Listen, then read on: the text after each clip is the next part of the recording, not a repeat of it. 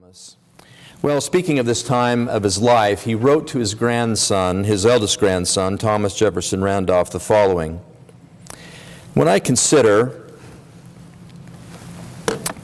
that at 14 years of age, the whole care and direction of myself was thrown on myself entirely, without a relative or friend qualified to advise or guide me, and recollect the various sorts of bad company with which I associated from time to time, I'm astonished that I did not turn off with some of them and become as worthless to society as they were. From the circumstances of my position, I was often thrown into the society of horse racers, card players, and fox hunters. And many a time I've asked myself, well, which of these kinds of reputation should I prefer? That of a horse jockey, a fox hunter, or an honest advocate of my country's rights?" Well, of course, we know what Thomas Jefferson chose. He chose to be an honest advocate of his country's rights, and that's the reputation that he wanted to have as a young man.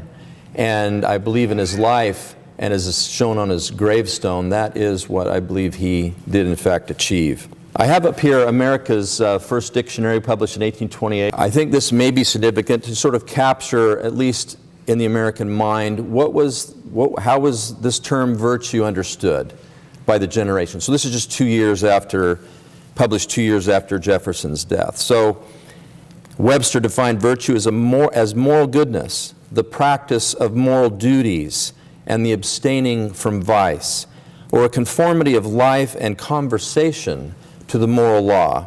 In this sense, virtue may be, and in many instances must be, distinguished from religion. The practice of moral duties merely from motives of convenience or from compulsion or from regard to reputation is virtue as distinct from religion.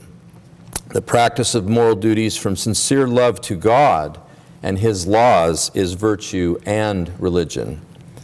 So I think this contemporaneous definition fittingly describes Jefferson's own pursuit of virtue, both with respect to the definition of pursuing virtue out of reputation, but I believe also out of a sincere love for God and His laws.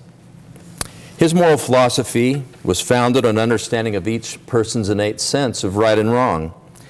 The moral sense, Jefferson said, quote, may be strengthened by exercise and is as much a part of a man as his leg or his arm. He also believed that the simple combination of morality and common sense was more likely to be found in the average man, such as a plowman, than in the highly educated, such as a professor, who are led astray by artificial rules.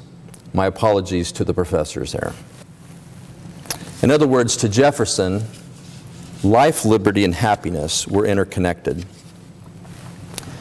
As mentioned about his commonplace book, Jefferson did include this quote from Sidney in his commonplace book: "If vice and corruption prevail, liberty cannot subsist.